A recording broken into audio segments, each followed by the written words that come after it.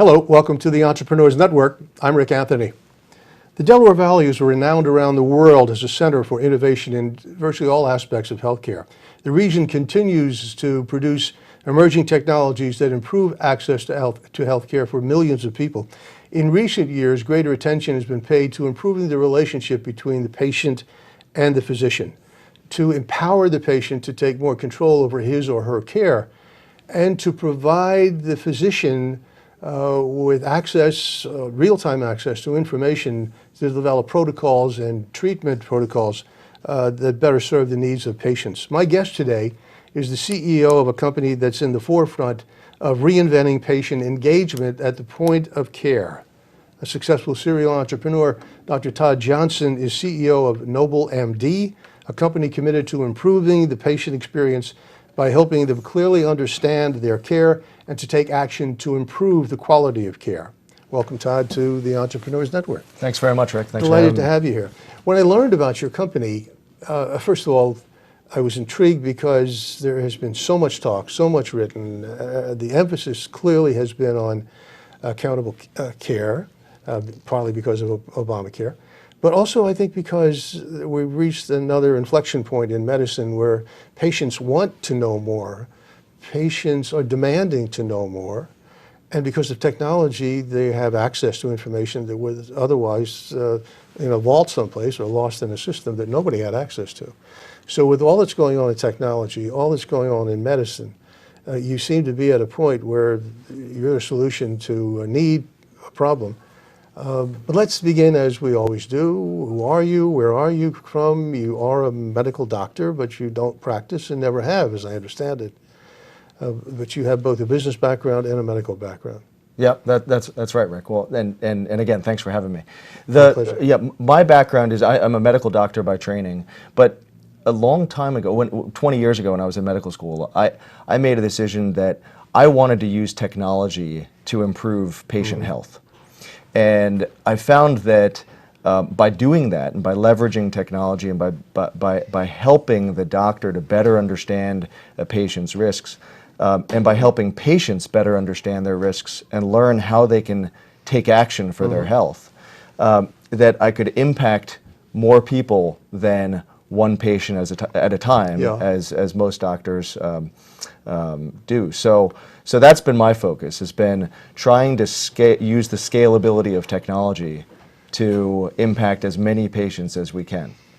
But 20 years ago, we didn't have the technology we have now. You were a visionary back then. You obviously saw the opportunities coming. Well, we were starting to develop that technology. The internet was just kind of coming to be. Yes. People were beginning to use email.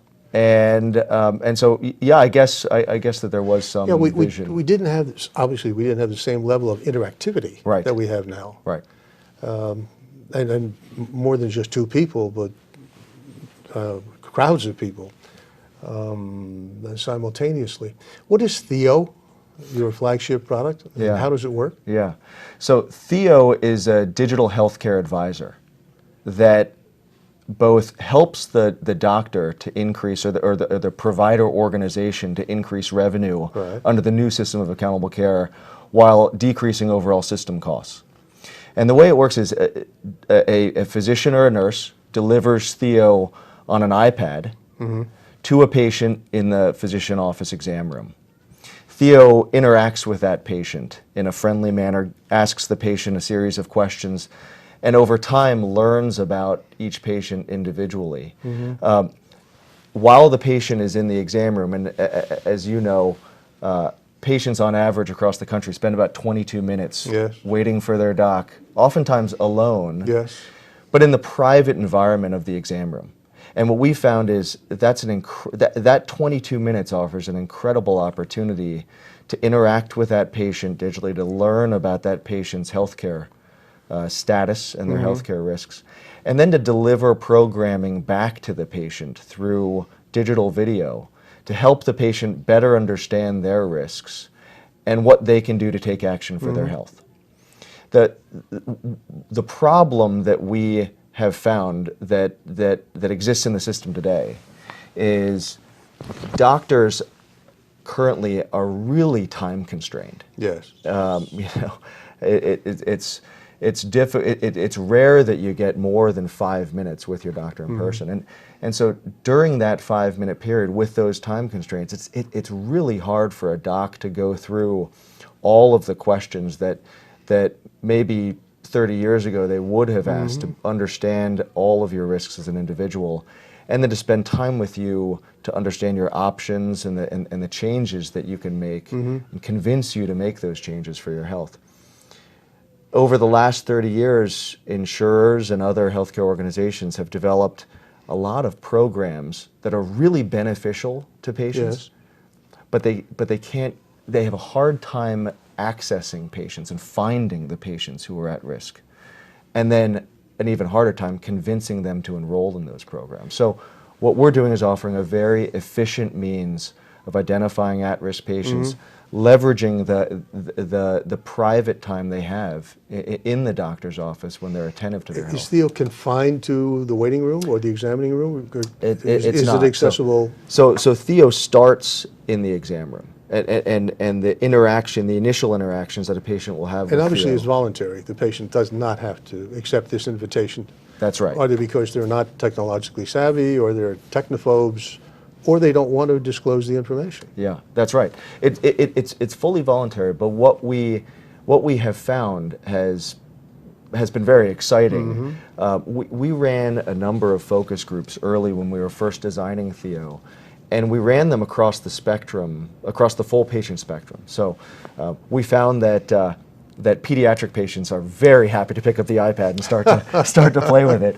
But even when we tested patients in their later years, patients who were 80, 90 years old, many of whom had never seen an iPad before, with the right design, with the right user interface, we were able to design such that these patients who had never before seen an iPad pick it up and use it and enjoy using it. It doesn't require a narrative. It's simply click the responses to a question, to a series of questions? That's it. Okay. That's it. Yeah. It's very simple. Yeah. And for the patient in the waiting room, they don't have a whole lot, I mean, typically, you don't have a whole lot of magazines or other things to divert your attention. And so being handed an iPad, which is a sign of trust in and of itself, right? It's a $500 device that you're being handed in the exam room. We found that the vast majority of patients pick it up and enjoy using it. How long does it take to complete a typical question? It is a questionnaire, right? It's a questionnaire. How long does it take to complete the questionnaire? And there must be different versions of questionnaires, depending That's right. upon what's the first, second, third, fourth visit, and what the particular problem is. That's exactly So how many right. different varieties do you have? So we have 40 what we call digital health interventions today. Okay. And those digital health interventions cover areas that have been identified by either our customers or by the federal government as the most critical determinants of quality. So these are areas that the government through Medicare and Medicaid call these are the HEDIS and HOS and CAP survey measures that make up what's called star scoring. That now determines a lot of revenue for many provider and payer organizations. And so we designed our 40 different digital health interventions around those quality measures. All right. But we continually add to them as well. So we're constantly expanding the breadth of topics that we cover. So I sit in the waiting room or the exam room. I complete the questionnaire. The data goes into the system. Does the doc see a report, a summary of what I just completed? Right. The input? That's right. So As he or she walks in the room? that's exactly right. So at the end of a Theo session, if you will, the doctor or nurse walks back into the room, takes the iPad. In certain cases where Theo has identified an urgent risk, Yes. we will text. Theo will automatically text message the doc or the nurse with a, this patient has been identified with a serious risk that needs to be addressed immediately. But for the average, or for the typical visit where there's not an urgent health risk identified, the doc or the nurse comes back into the room, takes the, types in their secure PIN, is able to then see any risks that have been identified, Right. as well as, if they want to, drill down more deeply into the specific reasons behind those Right. risks. As an example, oftentimes we find that patients don't take their medications, and a patient will self-report, "I don't always take my medications as they're prescribed." Theo will then follow up with the question, "Well, why don't you take your medications as prescribed? Right. Well, is it one of these reasons?" And so we can then bring that information back to the doc. This patient's not taking their medications because they can't afford the copay. And After the visit, what happens to that data? yeah, so that data is uploaded through through the physician's Wi-Fi, Right. up into our secure cloud-based servers. And so okay. we store all that data securely and in a HIPAA-compliant fashion. It's not integrated into whatever system the doc has? And then it is integrated into Okay. the doctor's electronic medical record system for for their ability to mine the data and store it and even in some cases be reimbursed for performing. Excuse me. Do I, as a patient, have the option, or do I have any control over how much goes into the medical records, or to edit the original entry? Yeah, it's a great question. So Theo, working with patients over time, Right. will come back and ask questions. Okay. And re-ask questions. Right. So for instance, if we've identified that a patient didn't bring their medications to their appointment that day, we all know that's a healthy behavior. Bring Right. your medications in and allowing a doc to to look at what you're taking and advise you to Right. make sure that you're taking them correctly. If a patient, for instance, hasn't brought them in that day, Theo will follow up during the next visit and ask the same question again. So it's a learning system that does allow for patients to change their responses and show how they're changing behaviors over time. And again, going back to an earlier question, Yeah. do I have to complete it in the waiting room, or could I complete it, is it an app that I could pull up before I have the visit and complete a day before or whatever? Right. So we can push Theo out to patients You can. before the visit by Right. email. Theo will also follow up with patients. So as I mentioned, the interaction typically starts in the waiting room. Now, to your point, we can email it out earlier, but based on the health risks that we've identified and patients' decision to opt in for further interaction, Theo can text message those patients to remind, as an example, to remind them to follow up for vaccination shots or with medication reminders. We also allow for patients to interact with Theo through email in follow-up to the visit, and so so through that Theo's able to stay with the patient, learn more about the patient, and help the patient over time, even after they left the doctor's Suppose office. I switch doctors. Does that data follow me? It will follow you. Yep.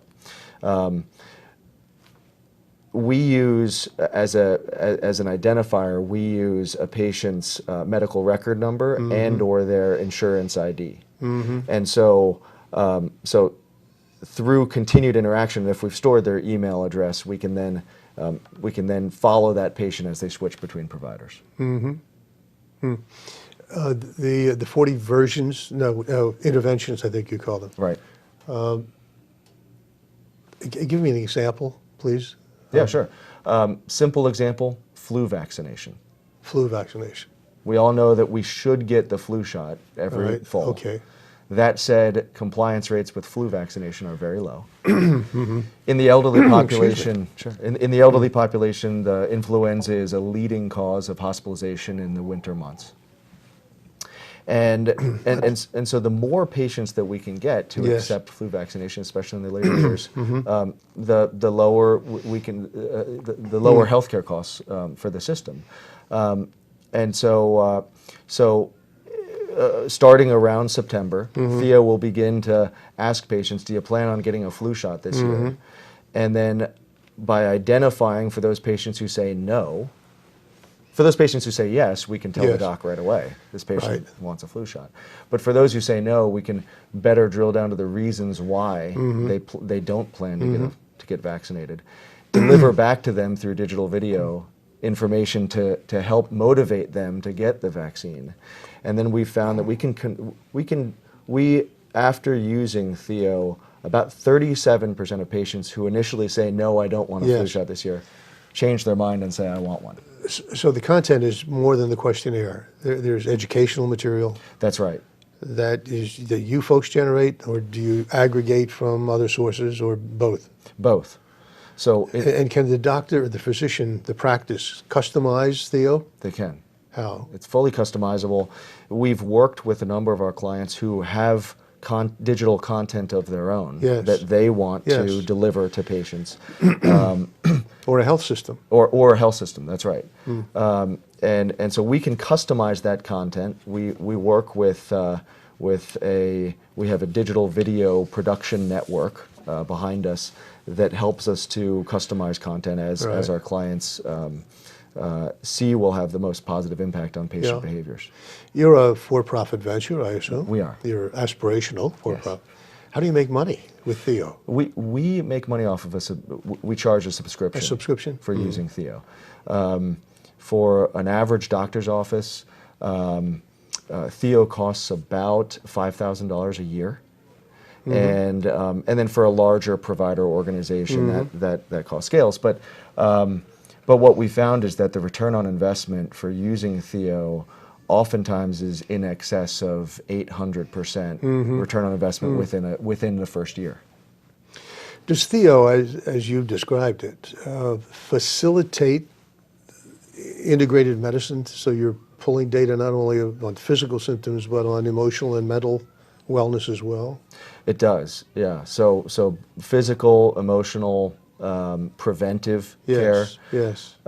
We think of the 3 types of digital health interventions that we are developing and delivering as we think of them in 3 categories. One is preventive care. The second is chronic conditions, and then the third is pre-op or even perioperative. So patients who are going in for surgery and other invasive operations. And I can see Theo in a primary care environment. Theo is also in the specialties, oncology, vascular, and so on, That's right. with customized interventions again. With customized interventions. Yeah.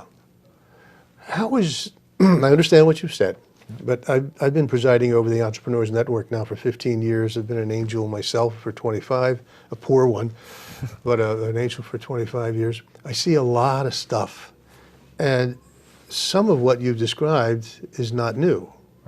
The technology or the capability isn't new. I assume your technology is proprietary, is patented, and so on. It is. Or patent pending. But what is really different about Theo that differentiates you from all the other technology that is now available or in development?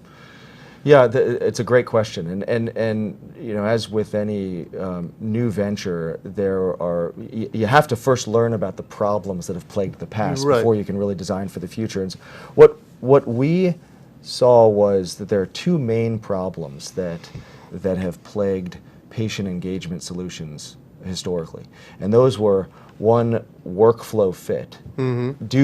Will providers use it, and will it really fit into the workflow, and is there a really good reason for providers to use it?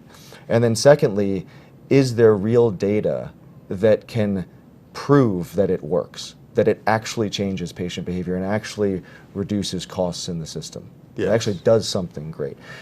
So we have uniquely solved those 2 problems by, 1, fitting into the workflow of that patient in that exam room, not in the waiting room where it's a public environment and patients really oftentimes don't want to share a lot of information. Right. I wouldn't want a device kind of squawking about my healthcare risks in a waiting room. But in the privacy of the exam room, that's a different picture. And so by fitting into that space, and then by building an understanding and trust with the patient to enable follow-up outside of the provider experience, we've really been able to solve that first problem of workflow fit and adoption. And then, in addition, we're able to, through the data that we're storing, we're able to link that data to electronic medical record data and Right. actually prove the behavior changes that we're trying to, that's our objective to drive. I understand the environmental issue and the integration with other platforms, but have you developed special algorithms so that based on the input, new insights are derived from the output? Yeah, so that's The secret sauce? the secret sauce. Okay. That's the learning system that I was Okay. referring to earlier. It's as you can imagine, there's a lot of specialization, Yes. and there's a lot of medical knowledge that needs to go into Yes. the algorithms that help Theo to decide what's the next question that I should ask the patient. In addition to that, the way that data is delivered back to a provider organization is highly specialized. Do you see the day, since this is a learning technology, do you see the day when Theo will be able to do an initial diagnosis? Yes, You do? yes. In fact, at least the first screen. yes. Yeah.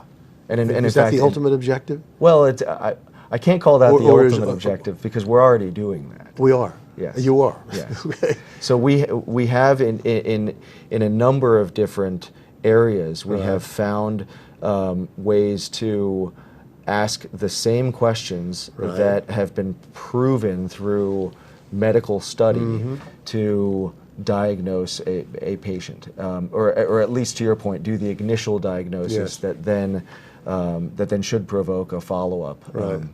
And in some cases, those diagnoses aren't they can be very accurate, but they aren't difficult to do. They're not complex. So, as an example, we've studied Theo significantly in its ability to prevent falls. Falls in the elderly is the fourth leading cause of hospitalization. You have someone on your advisory board, excuse me, I'm sorry, allergies still, John Whitman, who is an expert in that area. That's right. That's right. And, and the economic impact of Yes. falls in the elderly is it's Yes. a multi-billion-dollar problem across the country. Theo asks the patient a series of questions that, again, can be quite simple. Have you fallen within the last year? Have you spoken to your doctor about your fall within the last year? Do you have problems with blurred vision? Yes. Do you experience dizziness on a regular basis? So it's a risk management It's tool a as well. risk management tool. Yeah. Interesting.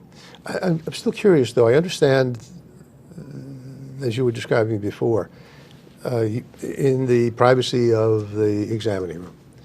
But as you continue to develop experience with this, what percentage of the time do you see Theo being used in the doctor's office versus in their home or on a mobile device as an app?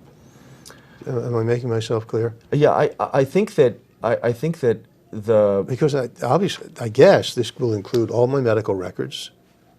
I can load other stuff into this, I assume, now, or can I not do that? Theo can interact with your medical records when it's linked to the provider's Okay. medical record system. Yes. But we don't pull information from the medical record and store it on our system. That's done just on a point basis in real time. That would raise a lot of HIPAA. That would raise a lot of HIPAA Yeah, questions, yeah. right? But your initial question, do we see eventually this being used more in the doctor's office or more in the patient's Yes. home? I think that over time, currently most of our usage is in the doctor's office, and then we follow up with patients through text message and wherever they may be. Now, we're finding a lot of application for Theo in a home health visit. I was going to ask about home care. That's right. Yeah. And so it's a great tool for Yes. gathering information during a home health visit. Which again, though, is a crowded field. There is so much stuff Yep. that's coming on the market or trying to come on the market Right. to serve that need of the aging in place. Right. So again, I think your challenge is going to be how do you continue to differentiate yourself from everybody else? And It's not so much in the technology, I don't think. So what are the areas, the opportunities for differentiation? I think that there's a lot of value in building that integrated system across both the physician office visit as well as the home health visit, Yes. as well as a patient's responses when Yes. they're on the go with their cell Okay. phone or when they're on email. And so it's that integrated system that I Right. think is the recipe for longer term I agree. success in Yeah. technology. It is further integration Right. and application. It's a fascinating subject, particularly the ability to diagnose, to relieve the physician and his or her staff of the time consuming of having to go through some stuff that is obvious.